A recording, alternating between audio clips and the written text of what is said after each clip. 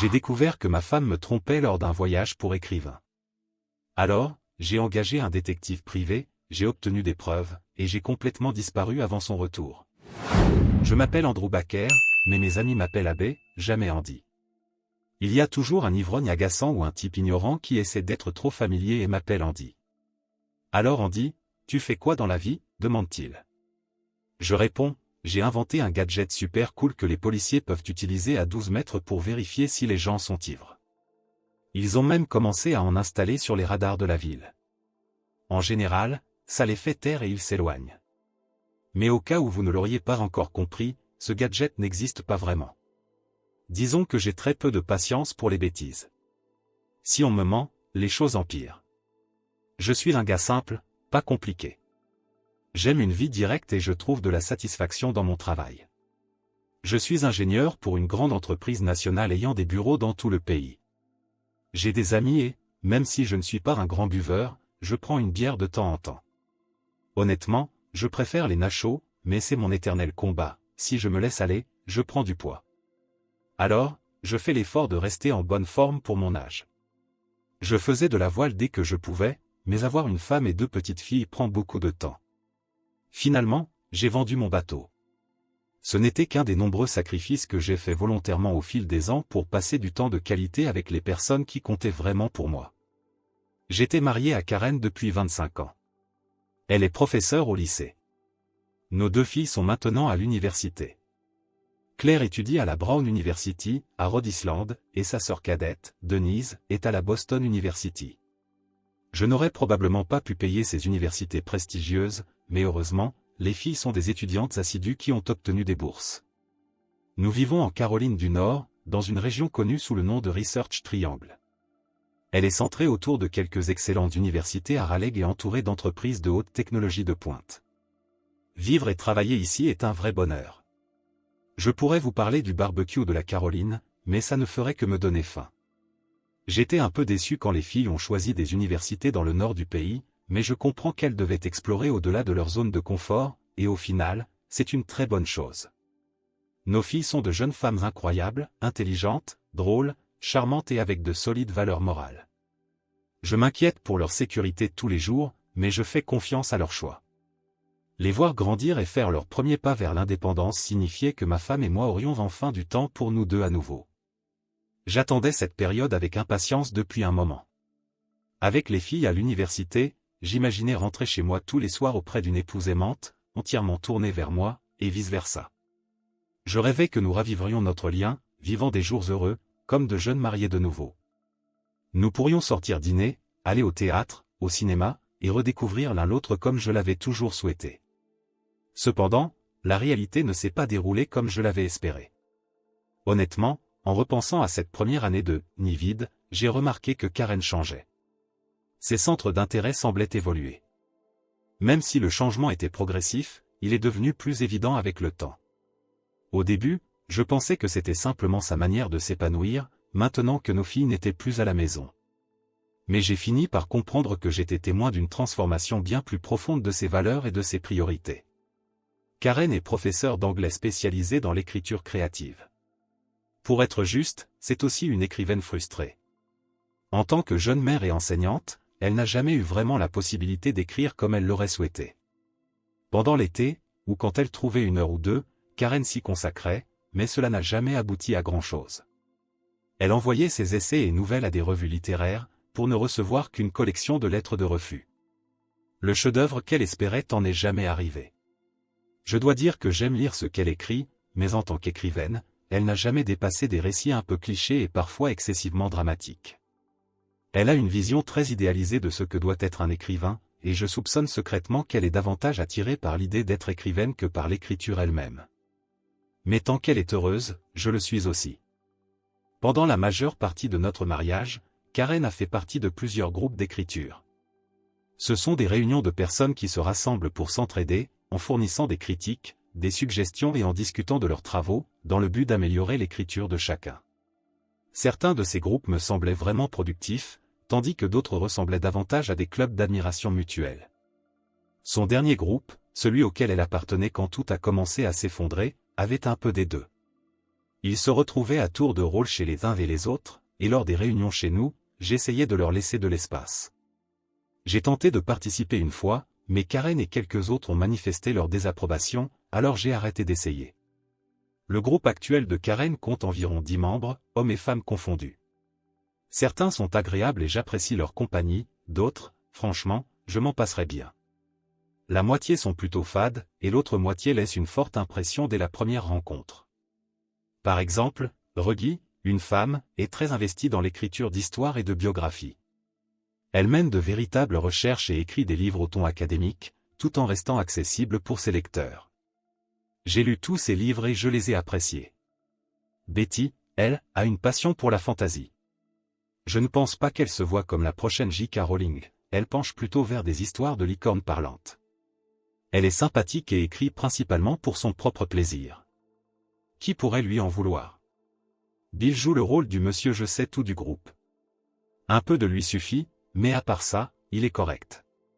Et puis il y a Frank. Dès la première fois que je l'ai rencontré, une alarme s'est déclenchée dans ma tête, et depuis, elle n'a cessé de sonner. Quand j'ai rencontré Frank, il était évident que c'était moi qu'on lui présentait, et non l'inverse. Il m'a regardé et a demandé, alors Andy, c'est quoi ton métier? J'ai regardé ma femme, qui m'a adressé un léger sourire et secoué la tête. J'ai simplement répondu, je suis ingénieur. Frank a souri, mais cela ressemblait plus à une grimace qu'à un vrai sourire. Comme je l'ai mentionné, j'avais arrêté d'essayer de m'impliquer dans leur groupe, préférant rester discret, sans être complètement hors de portée d'écoute. Quand ils se retrouvent chez nous, je suis souvent dans la pièce voisine, travaillant en silence, ou sur la terrasse, une fenêtre ouverte pour capter leur conversation jusqu'à ce qu'ils oublient ma présence. J'ai rapidement remarqué que, lorsque Frank parlait à Karen, il semblait partager des blagues privées et une connivence qui me mettait mal à l'aise. Parfois, il flattait son ego, d'autres fois, il semblait connaître ses pensées les plus intimes d'une manière qui ne me plaisait pas du tout. Il faisait référence à des conversations passées que le reste du groupe ne semblait pas connaître. J'avais cette sensation désagréable, et je n'aimais pas ça. Je l'ai dit à Karen, mais elle a balayé mes inquiétudes d'un revers de main, alors j'ai arrêté d'insister. J'ai veillé à ce qu'elle comprenne ce que je ressentais, après, cela dépendait d'elle. Lors de leur réunion, le groupe suit une certaine routine, après la séance de travail, ils se détendent en buvant un peu de vin. C'est durant ces moments de relâchement que je remarque que certains d'entre eux font semblant. C'était au milieu du semestre de printemps, début mars, quand leur discussion a dévié vers le mode de vie des écrivains célèbres. Vous savez, tous les grands écrivains étaient des alcooliques. Ils écrivaient le matin et buvaient l'après-midi et le soir. Ça détend l'esprit et ouvre à de nouvelles idées. Puis le matin, l'inspiration créative surgit, et ils se remettent à écrire. En réalité, les écrivains vraiment accomplis ont tous eu de multiples relations amoureuses. C'est ce qui les motivait réellement, disait Frank. Merci pour ce partage, Frank. Je commence à comprendre d'où tu viens, a dit Karen. Et ces paroles m'ont frappé comme un coup de poing dans l'estomac. Oh oui, absolument. C'est l'intensité et l'émotion de l'inconnu, l'excitation de garder tout cela caché aux autres. C'est là que l'inspiration véritable naît. Certains ont ri, d'autres non. Je me suis convaincu que ce n'était qu'une blague, mais j'ai continué à écouter attentivement le reste de la soirée. Peut-être devrions-nous tous vivre une nuit de passion sauvage, et chacun écrirait alors le prochain grand roman américain, a lancé Bill. Je n'ai pas su si c'était une plaisanterie ou pas. Les défauts de caractère ne servent pas de base pour une écriture exceptionnelle. Ce qui crée vraiment des histoires extraordinaires, ce sont des qualités comme l'humanité, l'empathie et l'exploration des mystères de l'inconnu, a rétorqué Betty. Je crois que je vous ai déjà dit que j'aimais bien Betty. Les histoires inoubliables parlent de surmonter les défis, de lutter pour atteindre la grandeur contre vent et marée, et de laisser le monde dans un meilleur état qu'avant, a ajouté Reggie. Eh bien, peut-être qu'avec le bon sortilège, on pourrait éviter tout ce tracas, a lâché l'idiot de Frank. Malheureusement, certains dans le groupe ont trouvé cela drôle. Je ne suis pas sûr que Betty ait apprécié, et j'ai eu l'intuition que Reggie non plus. Ils ont continué à parler de l'alcool et des aventures des écrivains, et j'ai continué à écouter sans montrer que je prêtais attention. C'est alors que j'ai capté un échange intrigant. Est-ce que quelqu'un d'autre compte postuler pour l'atelier d'écriture de l'Illinois cet été, a demandé Frank. Oh, j'ai déjà envoyé ma candidature. J'espère vraiment être accepté. 6 semaines consacrées uniquement à l'écriture et aux discussions avec d'autres auteurs, cela pourrait vraiment changer les choses pour moi, a dit Karen, et c'était la première fois que j'en entendais parler. Frank l'a remarqué immédiatement. Je suis sûr que tu seras accepté. Ton écriture a tellement progressé cette dernière année. Je crois en toi. Moi aussi, j'ai postulé, mais je ne suis pas certain d'être retenu. Mon radar interne pour détecter les conneries était en alerte maximale. Sérieusement, Frank, depuis quand es-tu si modeste? Je n'aimais pas ce que j'entendais, mais à ce moment-là, je faisais encore profondément confiance à ma femme. Quand vous êtes mariés depuis aussi longtemps que nous, la confiance est primordiale. Vous ne soupçonnez même pas que quelque chose puisse clocher. Le mariage est un partenariat, votre femme est votre moitié. Elle avait démontré son engagement année après année, et tout ce que vous souhaitez vraiment, c'est qu'elle trouve le succès et le bonheur qu'elle mérite, du moins, c'est ce que vous croyez. Et puis, plus tard, tout s'écroule quand vous découvrez que votre confiance a été trahie. Mise à jour 1. Avec le temps, j'ai fini par laisser de côté la conversation que j'avais entendue ce soir-là. Comme je l'ai mentionné, j'avais une confiance totale en ma femme. Certains jeunes hommes pourraient ne pas comprendre cela, mais après plus de 20 ans de mariage, la confiance devient une manière de vivre plutôt qu'un simple choix. Fin avril, je terminais de jardiner dehors quand j'ai décidé de rentrer à l'intérieur.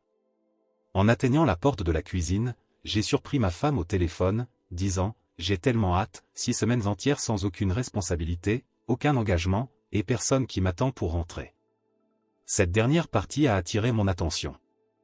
Je me suis figé sur place et j'ai écouté. Absolument, ça va être les 6 semaines les plus égoïstes de ma vie. Je le mérite, et toi aussi. Rien de tout cela ne m'a donné une bonne impression. J'ai poussé la porte et suis entré dans la cuisine. Karen a eu l'air effrayée. Bon, je dois y aller, Abby est là, je dois commencer à préparer le dîner, a-t-elle dit avant de raccrocher précipitamment. C'était qui au téléphone, ai-je demandé. Oh, juste Reggie. On parlait de la fin de l'année scolaire qui approche. Bien sûr, ai-je pensé. Je voulais l'interroger sur certaines choses qu'elle avait dites, notamment sur le fait que personne ne m'attendrait pour rentrer, mais j'avais le pressentiment que la vérité manquerait ce soir-là. Mon humeur s'est assombrie, mais je me suis forcé à la cacher pour le moment. Plus tard ce soir-là, après le dîner, une autre bombe a explosé. Abby, tu ne vas pas croire à la nouvelle fantastique que j'ai reçue aujourd'hui. Tu te souviens de cet atelier d'écriture dans l'Illinois auquel je m'étais inscrite? Non, bien sûr que non, je ne prêtais que très peu attention à elle. Pour être honnête, j'avais entendu parler de cet atelier auparavant, mais seulement parce que je l'avais surprise en train d'en discuter ce soir-là, il y a plus d'un mois. Je ne me souviens pas que tu en aies parlé.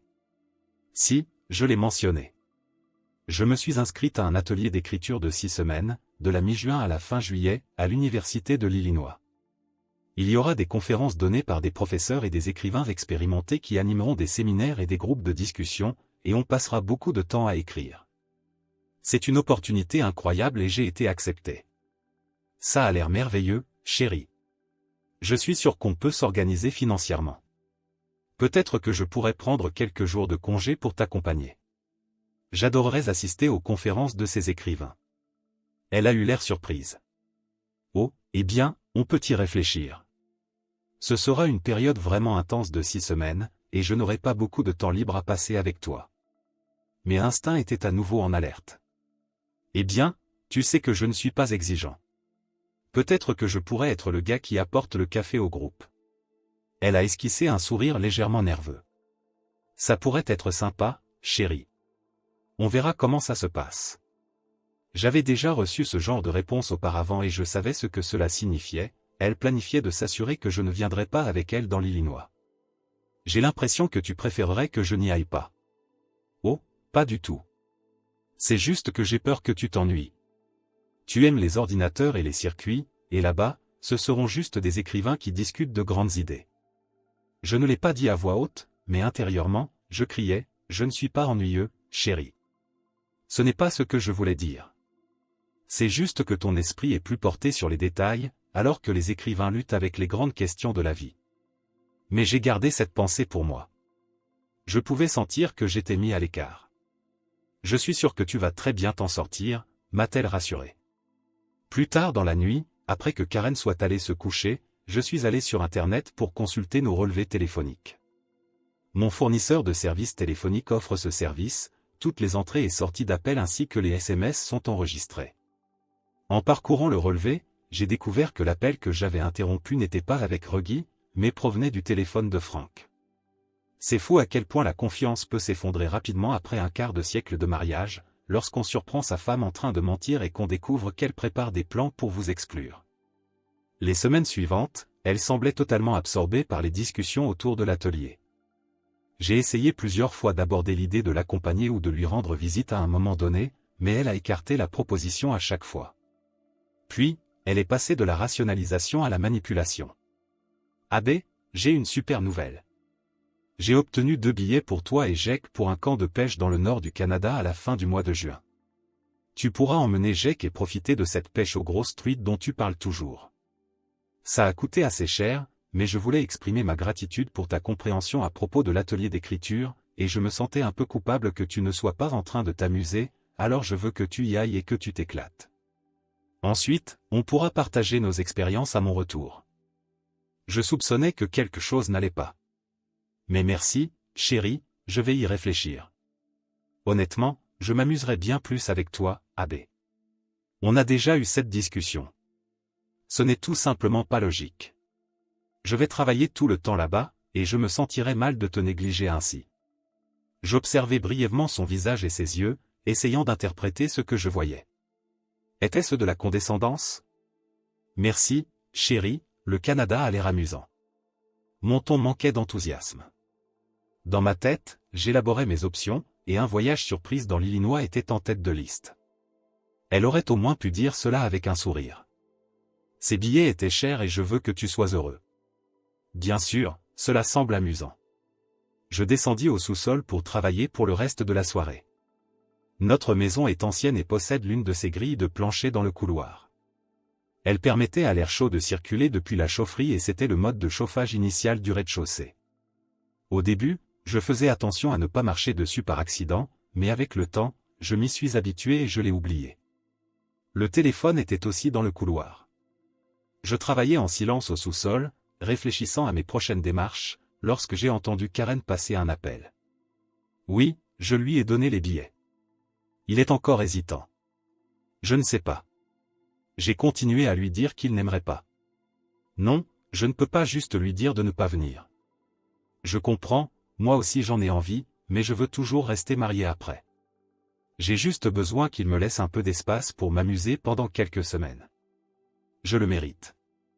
Oui, je veux aussi ces semaines avec toi. D'accord, on va attendre un peu. Je pense qu'il finira par accepter. Ok, mon chéri, toi aussi tu me manques. Écris-moi quelque chose de beau ce soir. Sur ce, elle a raccroché. J'avais un nœud dans la gorge. Je ne suis pas naïf. Je sais reconnaître l'infidélité quand je l'entends. Soit Karen avait déjà une liaison, soit elle envisageait d'en avoir une. Dans tous les cas, elle aurait beaucoup à expliquer. Il m'a fallu 20 minutes pour rassembler mes pensées, mais je savais qu'à partir de maintenant, je devais devenir le genre de menteur que j'avais toujours méprisé. Du moins pour l'instant, je devais cacher mes intentions jusqu'à avoir un plan. Je l'ai appelé d'en haut avec mon ton le plus affectueux et j'ai dit, « Karen, je vais voir Jake pour lui annoncer la bonne nouvelle. » « Oh, super mon amour, amuse-toi bien, répondit-elle. Et ainsi, je suis sorti par la porte du sous-sol. J'avais besoin de prendre de la distance. Rendre visite à Jake n'était qu'un prétexte. Pendant que je réfléchissais, j'ai compris que j'avais besoin de quelqu'un de confiance, et Jake était mon meilleur ami depuis l'enfance. En discutant avec Jake, il a dit « Tu te moques de moi. Je ne peux pas y croire. Elle ne t'aurait jamais trompé, Abbé. Eh bien, elle fait sûrement tout son possible pour m'éloigner de cet atelier, et elle appelle quelqu'un « chéri », et ce n'est clairement pas moi, ai-je répondu. Nous sommes restés silencieux un moment. C'est pour ça qu'un homme a besoin d'un ami, pour partager la douleur en silence. Tu dois lui parler, Abbé. Tu ne peux pas passer les prochains mois à imaginer le pire sans savoir la vérité, dit Jake. Et qu'est-ce qu'elle va dire? Je parie que si je vérifie les relevés téléphoniques ce soir, ce n'était pas Franck qu'elle appelait. Ce n'était pas Franck qu'elle appelait chéri, et ce n'est pas avec Franck qu'elle prépare quelque chose. Je ne parierai pas là-dessus, ai-je répondu. Alors, quel est ton plan? Demanda Jake. Je vais m'asseoir avec elle et avoir une conversation honnête. C'est ce qu'on fait après 25 ans de mariage. Je vais lui exprimer mon amour, lui dire que je suis blessé qu'elle ne veuille pas que je l'accompagne, et lui demander directement ce qu'elle prépare là-bas sans moi. Tu crois qu'elle va te dire la vérité? Non, mais moi, je lui dirai la vérité, même si ce n'est pas ce qu'elle veut entendre. Elle saura à quel point je l'aime. Elle saura que me trahir signifierait la fin de notre relation. Et ensuite, elle essaiera probablement de me convaincre que j'imagine des choses et que je devrais juste aller à la pêche. Je fis une pause. Au fait, j'ai 2 billets pour un camp de pêche dans le nord du Canada, fin juin, et l'un est pour toi, ai-je dit. Sympa, Jake se corrigea, je veux dire, je suis là pour te soutenir, mon pote. Je ne pus m'empêcher de rire. J'ai toujours su où allait sa loyauté. Nous avons parlé, partagé nos réflexions, et pris quelques verres pendant 3 heures avant que je ne rentre chez moi. Après le dîner, j'ai demandé à Karen de venir s'asseoir avec moi dans le salon, et j'ai ouvert mon cœur sur tout ce qui me préoccupait. Enfin, presque tout. J'ai gardé certaines choses pour moi. Chérie, j'ai de sérieuses inquiétudes. Je ne crois pas que tu aies été complètement honnête avec moi au sujet de cet atelier d'écriture. J'ai entendu parler de ce projet avec ton groupe d'écrivains en mars, mais tu ne m'en as parlé qu'une fois tes plans déjà faits. Et je t'ai aussi entendu discuter de la façon dont les liaisons sont courantes entre les grands écrivains, et je dois admettre que je n'ai pas trouvé cela drôle. Tu as parlé avec Frank de ton voyage, mais quand je te pose des questions, tu me donnes de fausses informations en prétendant que c'est quelqu'un d'autre. Tu connais mes sentiments envers ce type. Alors, quand tu m'as annoncé que tu avais été acceptée, tu semblais volontairement distante, et tu m'as découragé de faire partie de ce projet. Je n'ai pas besoin d'être là, mais je voulais partager cette aventure excitante avec toi, au lieu que tu aies pris des dispositions pour que je sois ailleurs, sans même en discuter avec moi, en prenant une décision à ma place. On dirait que tu essaies de t'assurer que je ne sois pas présent pendant ton séjour dans l'Illinois. Je ne pense pas que tu aies été complètement honnête avec moi, et je commence à douter que tu m'aies été totalement fidèle, Abbé. Je ne t'ai jamais traité ainsi, et je ne t'aurais jamais trompé. Que t'est-il arrivé? Tu es mon épouse, et tout ce que je veux, c'est que tu t'amuses. Ça me fait vraiment mal que tu penses que je puisse croire cela de toi. Je ne peux pas contrôler ce que je ressens ou ce qui déclenche ces sentiments. Tu sais que je t'aime. Je t'aime depuis le jour où nous nous sommes rencontrés. Mais je ne peux pas simplement ignorer l'idée d'une trahison. Est-ce cela que tu prévois, Karen? Cet atelier d'écriture est-il ta manière d'échapper à notre mariage? Cela a conclu notre conversation. Il n'y a pas eu plus de compréhension ni d'échange affectueux. Elle s'est mise à hurler, et pour le reste de la soirée, ce fut soit des cris, soit un silence glacial de sa part. Et pendant toute la semaine suivante, uniquement du silence. Elle utilisait le traitement du silence pour tenter de me forcer à céder, pour m'amener à capituler. Mais cela n'a pas marché. En fait, cela n'a fait que renforcer mes convictions. Toutefois, je me suis rendu compte que je n'avançais pas ainsi, alors j'ai fini par lui laisser croire qu'elle avait gagné. Si elle planifiait vraiment de me tromper, il n'y aurait pas grand-chose que je pourrais faire pour l'en empêcher. La conversation téléphonique que j'avais entendue suggérait même qu'elle l'avait peut-être déjà fait. Finalement, je l'ai remerciée pour le voyage au Canada, mais mon humeur est restée sombre, et elle ne s'est améliorée qu'une fois le voyage terminé. Dès qu'elle eut obtenu ce qu'elle voulait, son attitude changea rapidement et elle se comporta à nouveau comme une épouse aimante, essayant de renforcer le comportement qu'elle attendait de moi. C'était comme si elle avait appuyé sur un interrupteur, ce qui n'a fait qu'augmenter mes soupçons. Je reconnais la manipulation quand je la vois. L'atelier d'écriture dans l'Illinois était à environ 500 km d'ici, et je ne connaissais personne là-bas. J'ai demandé à un collègue de travail vers qui il se tournerait s'il soupçonnait sa femme de le tromper. J'ai suivi son conseil et j'ai contacté la personne qu'il m'a recommandée, qui, par coïncidence, était basée dans l'Illinois. J'ai demandé leur aide. L'emplacement de l'atelier était pratique, puisqu'il se tenait sur le campus d'une université d'État. Bien que les agents ne puissent pas assister aux ateliers, ils pouvaient se déplacer sur le campus et surveiller les chambres discrètement. Les participants dînaient dans les cafétérias du campus, fréquentaient les bars locaux et logeaient dans un grand dortoir commun, ce qui offrait d'excellentes opportunités de surveillance discrète. Certains de ces étudiants, équipés de dispositifs sophistiqués, travaillaient pour moi. Comme l'année universitaire touchait à sa fin, nos filles avaient décidé de rester sur leur campus pour travailler dans des laboratoires de recherche avec leurs professeurs pendant l'été. Cela signifiait que nous étions toujours un couple sans enfants à la maison, et j'ai fait un effort conscient. Je l'ai invitée à des dîners faits maison et nous sommes sortis voir plusieurs spectacles. Elle semblait apprécier, et j'ai commencé à croire que je faisais des progrès. Cependant, chaque fois que j'exprimais mon amour pour elle, je sentais du mépris dans son attitude. Peu à peu, les pièces du puzzle se sont assemblées. Ce n'est pas qu'elle avait cessé de m'aimer, elle me considérait simplement comme acquis. J'étais familier, fiable, son port d'attache. Elle se sentait suffisamment en sécurité pour partir chercher de l'excitation ailleurs, faire une pause dans notre mariage, tout en étant certaine que je serais là à son retour. Cette réalisation m'a permis d'achever mon plan. Le jour de son départ, j'ai compris que je ne pouvais pas la laisser partir sans dire certaines choses. Nous étions debout près de la porte lorsque sa navette pour l'aéroport est arrivée, je la tenais fermement dans mes bras. J'exprimais mon amour et je suppliais, « S'il te plaît, ne fais rien qui pourrait nous détruire. » En réponse, elle me lança un regard irrité et répliqua, « J'en ai assez que tu ne me fasses pas confiance. » À mon retour, nous aurons une sérieuse conversation à ce sujet. Elle m'embrassa rapidement sur la joue, saisit ses valises et monta dans la navette. Elle est partie sans même se retourner. À ce moment-là, j'ai su que mon mariage touchait à sa fin. Après 25 ans et 2 filles adultes, il semblait que notre relation s'effaçait doucement, sans fracas. L'enquêteur privé a accompli son travail avec efficacité. Selon lui, ils ne se donnaient même pas la peine de cacher leurs actions, puisqu'ils étaient dans un endroit inconnu. Dès leur arrivée à l'atelier, Karen avait probablement retiré son alliance dans l'avion, car elle était absente de son doigt.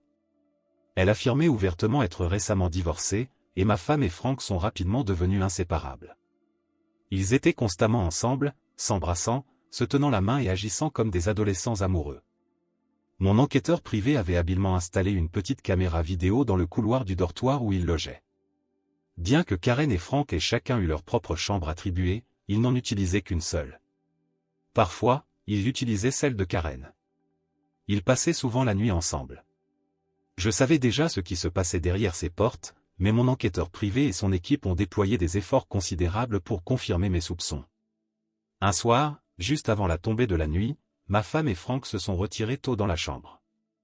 2 agents, déguisés en étudiants ordinaires, se sont assis contre le mur du couloir, glissant discrètement une minuscule caméra fisheye sous la porte. L'appareil a enregistré une vidéo de 20 minutes de Frank en action. La qualité de la vidéo était étonnamment claire, et il était évident, à la fin, qu'il n'avait pas utilisé de protection. Ce fut la goutte d'eau pour moi. Ma décision était prise. J'en avais fini avec tout cela. Tout ce que l'équipe découvrirait par la suite ne serait que des preuves supplémentaires pour conforter ma position. Mon enquêteur me tenait régulièrement informé, mais après cette première semaine, son sort était scellé et mon choix était irrévocable. Dès les premiers jours de son atelier, j'ai utilisé mon temps pour mettre en œuvre mon plan. Mon objectif était de devenir une présence disparue, presque comme un fantôme. Lorsqu'elle reviendrait, j'aurais disparu. Il n'y aurait pas de retour possible, pas de mensonge, pas d'ultimatum, pas de longue conversation, pas d'explication, pas de tentative de réparer quoi que ce soit. Il n'y aurait qu'un divorce. Mon mariage était terminé. L'amour ne disparaît pas du jour au lendemain, mais qu'est-ce que l'amour sans confiance? Il n'y a pas d'avenir avec une épouse infidèle. Certains pourraient penser que ma solution était faible. Ils pourraient dire qu'elle méritait une punition physique, une humiliation publique, une destruction totale. Mais au final, la loi m'aurait empêché d'agir ainsi, et je n'avais aucune intention de ruiner le reste de ma vie en poursuivant une vengeance aussi mesquine contre mon épouse infidèle et son amant. Ma vengeance serait de lui retirer la seule chose sur laquelle elle avait toujours compté, ma présence constante, celle qui la soutenait, la réconfortait, l'élevait et la motivait. Je m'effaçais. Frank n'était pas un grand prix. Il ne pourrait pas lui offrir ce dont elle avait besoin sur le long terme. Où une mère divorcée de 50 ans trouverait-elle amour et stabilité émotionnelle? Cela ne m'inquiétait pas. Elle ne serait plus mon problème. Tous les quelques jours, mon enquêteur privé m'envoyait davantage de photos, de vidéos et de preuves d'infidélité par celle qui m'avait juré fidélité au-dessus de tout. Les rapports étaient difficiles à lire, et les photos et vidéos encore plus douloureuses à regarder. Les enregistrements audio étaient les plus pénibles, surtout lorsqu'il parlait de moi. Il m'envoie tout le temps des messages sur les poissons qu'il attrape et à quel point c'est génial là-bas, disait-elle en riant. Il me remercie presque tous les jours, disait-elle en éclatant de rire. C'est un vrai crétin, ajouta Franck en riant. Garde-le dans l'ignorance, traite-le comme un champignon, dans l'obscurité et nourri de merde, et tu seras débarrassé de cet émerdeur, poursuivit-elle. Il peut bien s'amuser tant qu'il veut. À mon retour, je vais confronter ce nerf avec ses accusations. Comment ose-t-il continuer à me soupçonner d'infidélité? Mais bon, toi au moins, tu m'offres une petite pause dans mon mariage, pas vrai mon chéri? Ou alors c'est une autre femme qui partage mon lit chaque nuit, ajouta-t-elle avec un petit rire moqueur. Qui sait, peut-être qu'il a raison, poursuivit-elle, mais je ne vais pas tolérer cela. Je suis une écrivaine, bordel, et il me retient avec ses circuits, son jargon informatique, ses millimètres et micro-machins. Que sait-il des grandes idées? Mise à jour 2. Planification de la vengeance. J'ai envisagé plusieurs stratégies de vengeance. Mais j'ai vite compris qu'aucune de ces options ne me satisferait tant que ma vie resterait liée à la sienne. Une seule solution restait. J'ai donc entamé le processus pour m'éloigner d'elle. J'ai eu une conversation ouverte avec mon patron, lui expliquant toute la situation. Il a compris, ayant traversé quelque chose de similaire récemment. Il a organisé un transfert pour moi vers le bureau de notre entreprise à Portland, dans le Maine. L'idée me séduisait. Je connaissais les gens là-bas, compétents, professionnels, et leur compagnie m'était agréable. La ville et l'État me plaisaient également. J'ai organisé le transport de la moitié des meubles et de toutes mes affaires personnelles vers le nord. J'ai veillé à ce que ma voiture soit prête pour le voyage. Ensuite, j'ai consulté un avocat pour entamer la procédure de divorce. Concernant les questions financières, Karen avait sa propre assurance et son propre compte de retraite.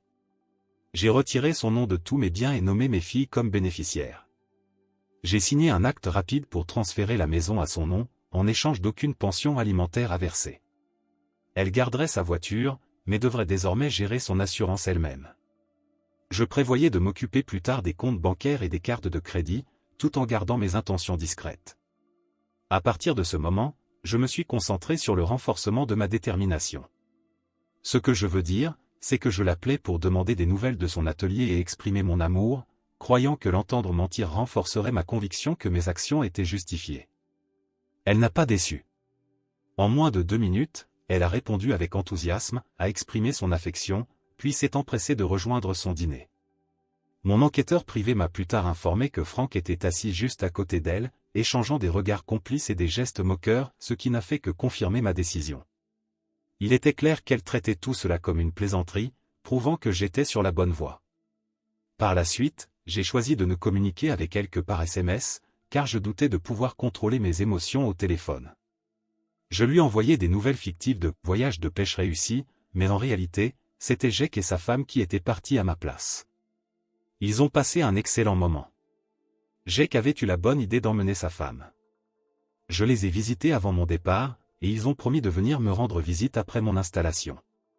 Alors que son atelier de 6 semaines touchait à sa fin, j'ai finalisé mes préparatifs. Un ami agent immobilier m'a donné un panneau à vendre, à planter dans le jardin.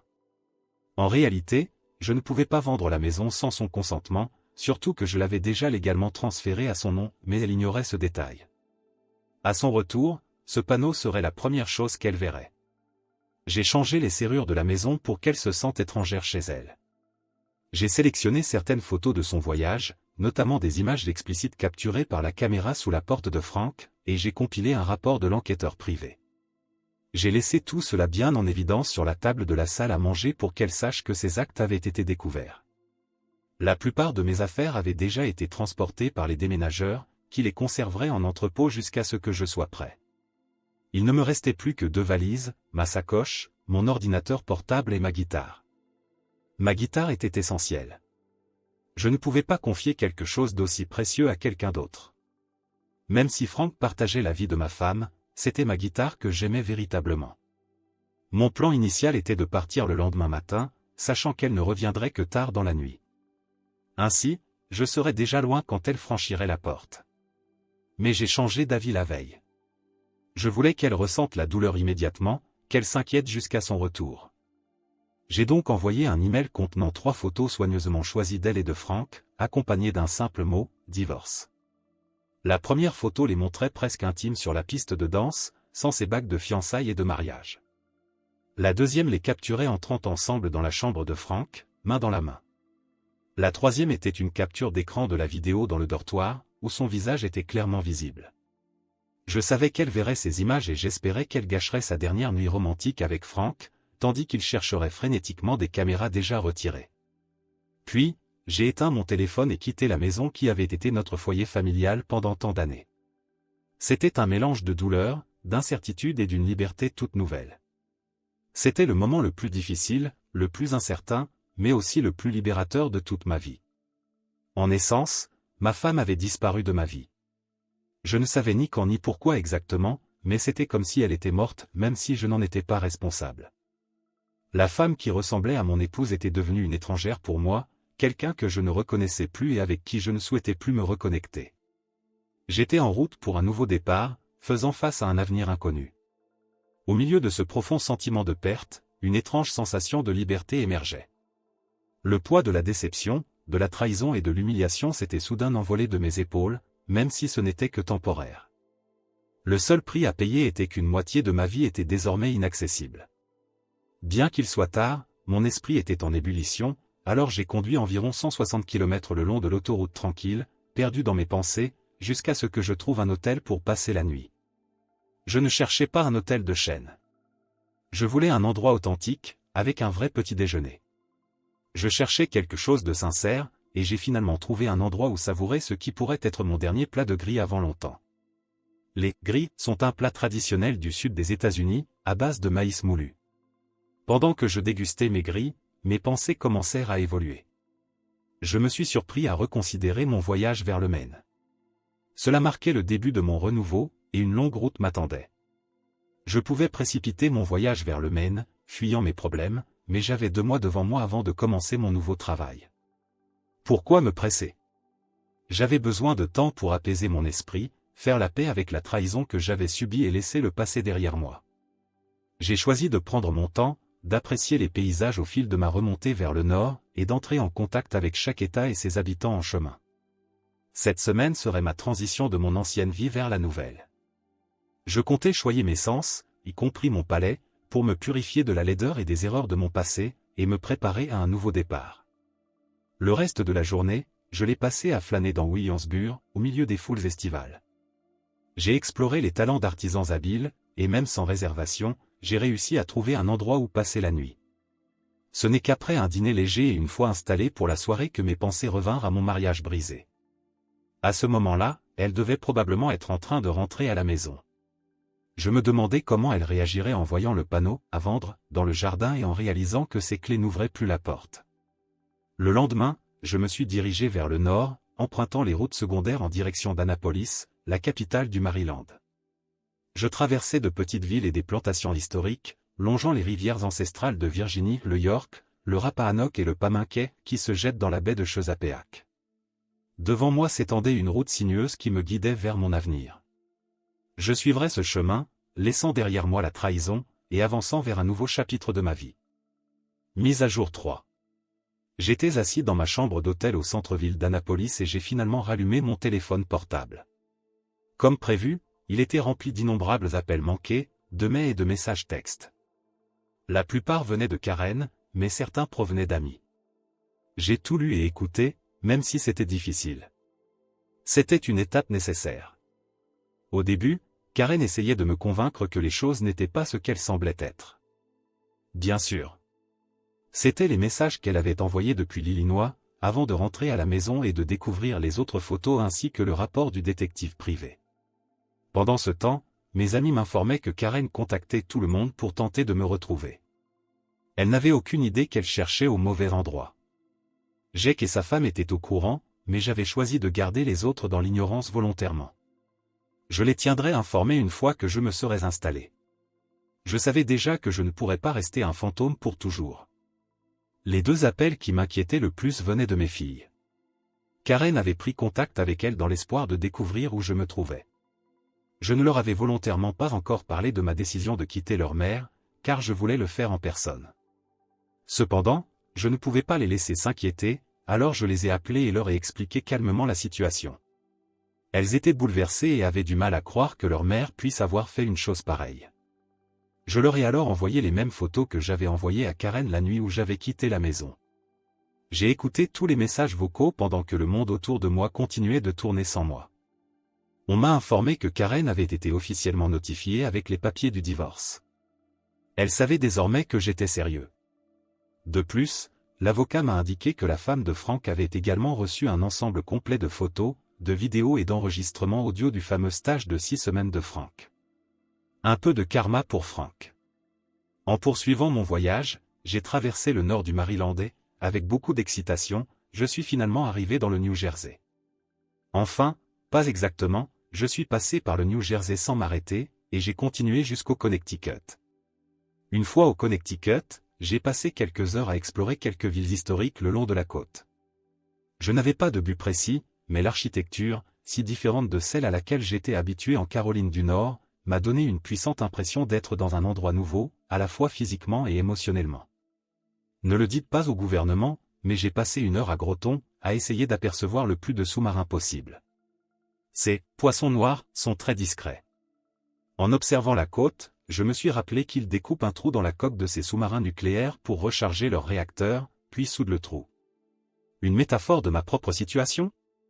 La trahison de Karen, qui avait ouvert un trou dans mon cœur, serait-elle le premier pas vers la revitalisation de ma vie ? Pourrais-je guérir en entamant ce nouveau voyage ? En me réveillant le lendemain, je savais que ce serait la journée la plus difficile jusqu'à présent.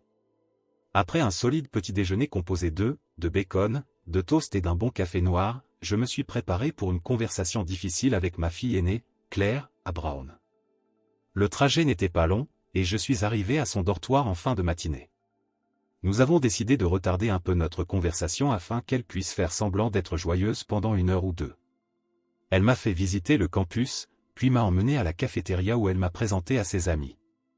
Ils étaient exactement le genre de jeunes que j'espérais voir autour d'elle, amicaux, attentionnés, et visiblement solidaires.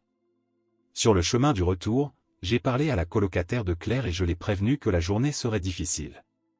Je lui ai demandé de veiller sur ma fille, et elle a répondu. Bien sûr, Monsieur Baker.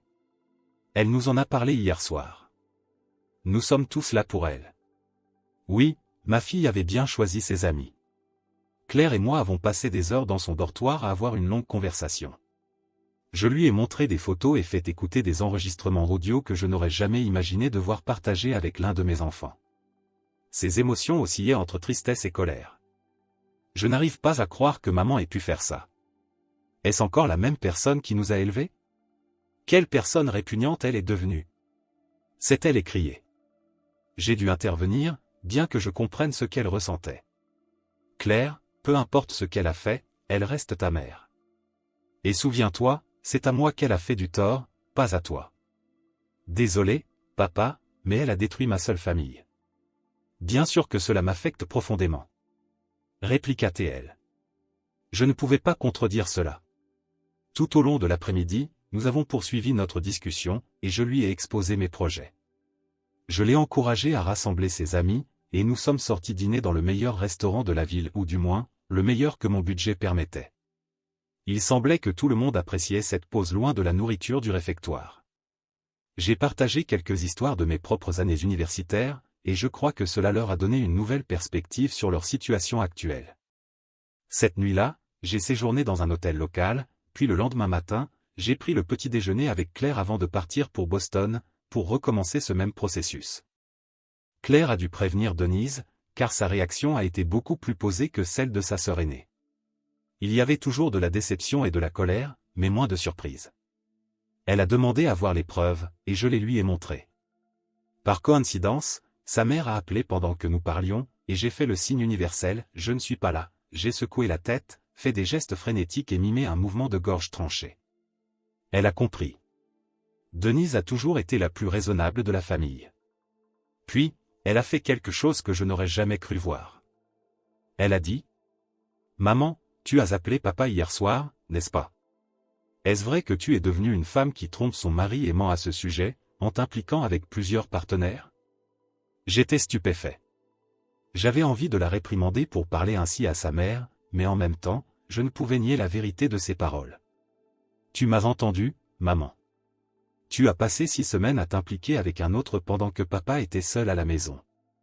Est-ce que ça en valait la peine, maman?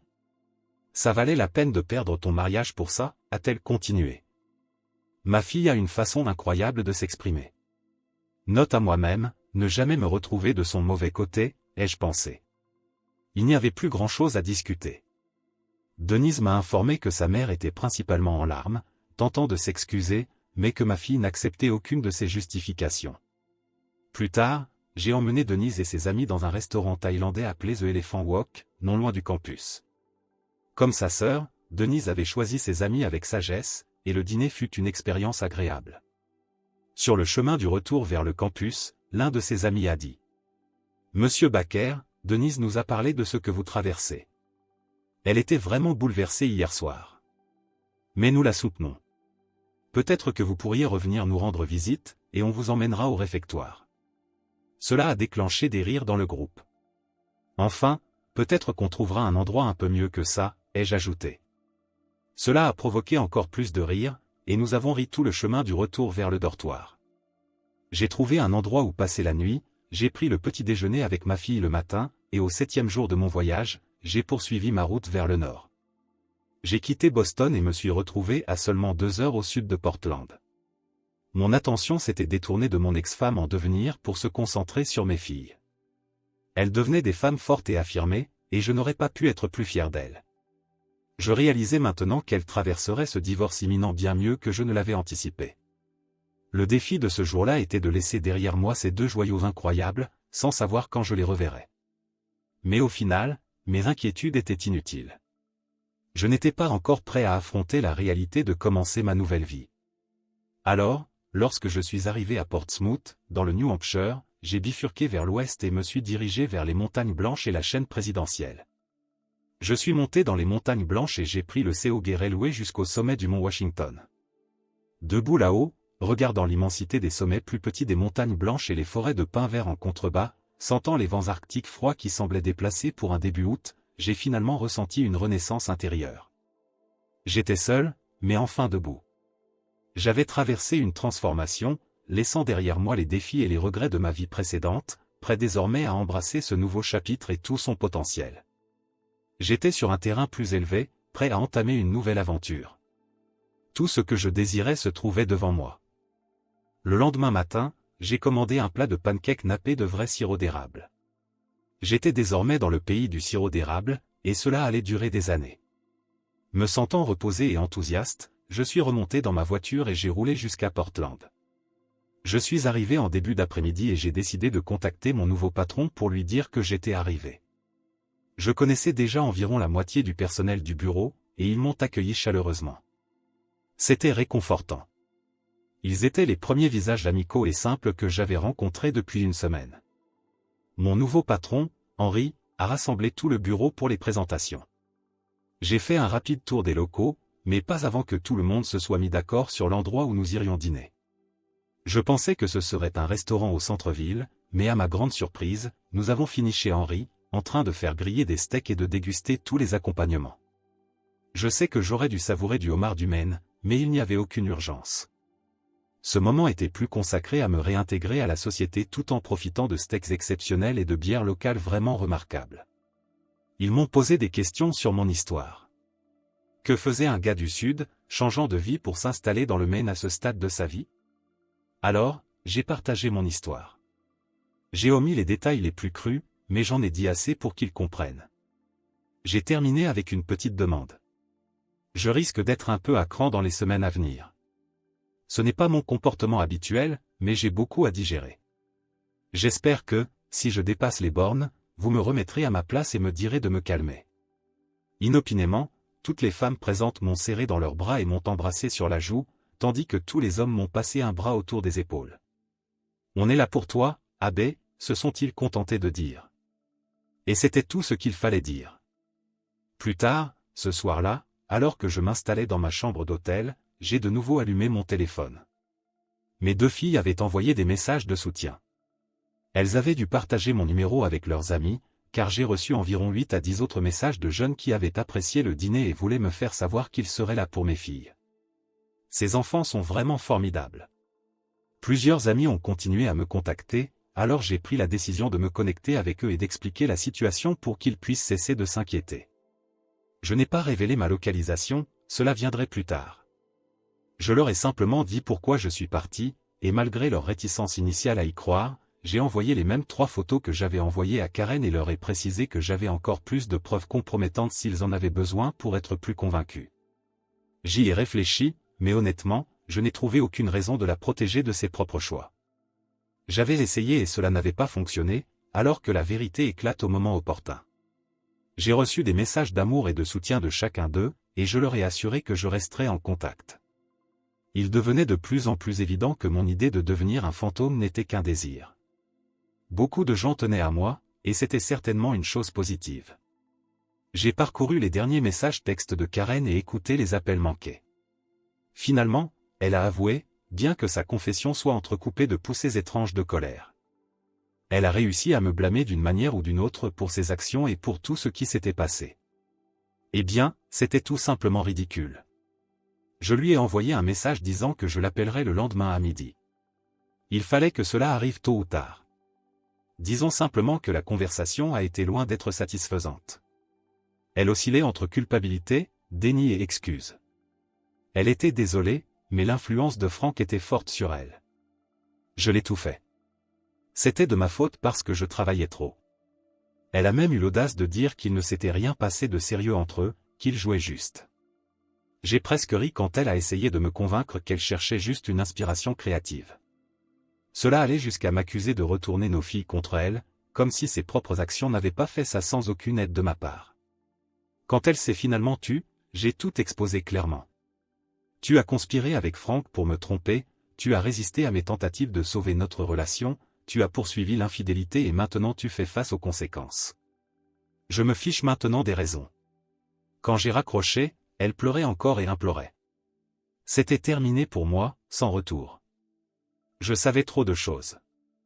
J'ai trouvé un appartement simple mais confortable, 2 chambres, dans un vieil immeuble, idéalement situé près du bureau.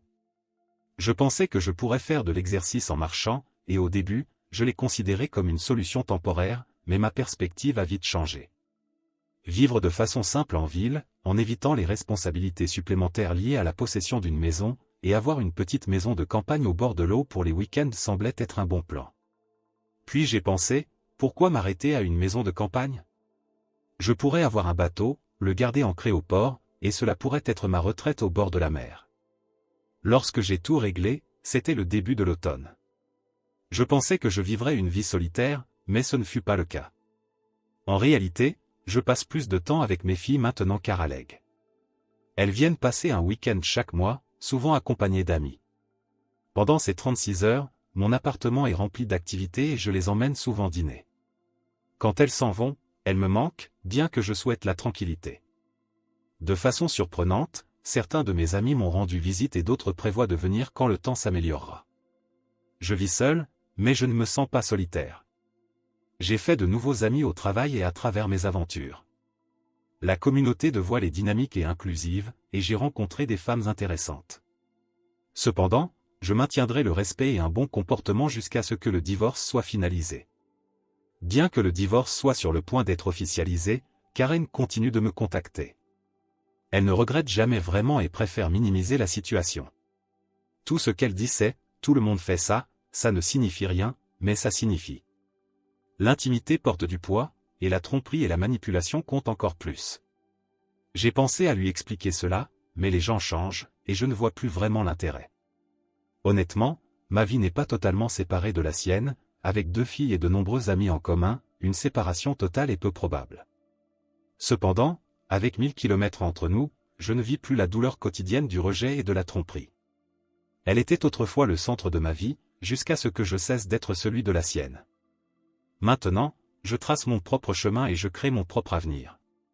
Plusieurs résultats positifs sont ressortis de cette situation. D'abord, j'aime vraiment vivre ici. Je traverse mon premier hiver dans le Maine, ce qui est un peu choquant, mais si les autres y arrivent, je le peux aussi. L'obscurité précoce dans cette région rend les réunions intérieures plus chaleureuses et lumineuses. J'ai commencé à chercher un bateau et trouver un endroit avec des anneaux d'amarrage pas trop loin de la ville, donc j'attends le printemps avec impatience, quand je pourrai réparer les voiles et appliquer du vernis. Les restaurants locaux sont bons, les microbrasseries sont fantastiques et les gens sont authentiques. Il y a une variété de musique et de danse à apprendre, comme la contredanse, et je découvre encore des surprises. Je crois que la vie va bien se révéler pour moi, après tout. Mon cœur est-il totalement guéri? Pas encore, mais le temps a sa manière de guérir les blessures, et je suis confiant dans la vie meilleure qui m'attend. Ah, et en note finale, la femme de Frank semble aussi démodée que moi. Elle l'a expulsé de la maison et a divorcé. Ce qui est encore pire, c'est que ni Karen ni Frank n'ont encore publié aucun de leurs livres. Commentaire Monsieur Reddit. En fin de compte, cette histoire m'a appris que la vérité, aussi douloureuse soit-elle, est essentielle pour avancer.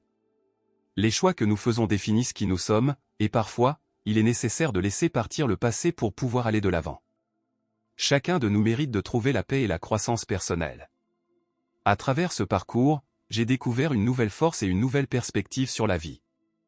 Merci de m'avoir suivi dans cette aventure, et rappelez-vous, chaque obstacle est une opportunité pour se réinventer et aller vers un avenir meilleur. Si vous avez aimé l'histoire, n'oubliez pas de liker la vidéo, de vous abonner à la chaîne et d'activer la cloche pour ne rien rater. À très bientôt.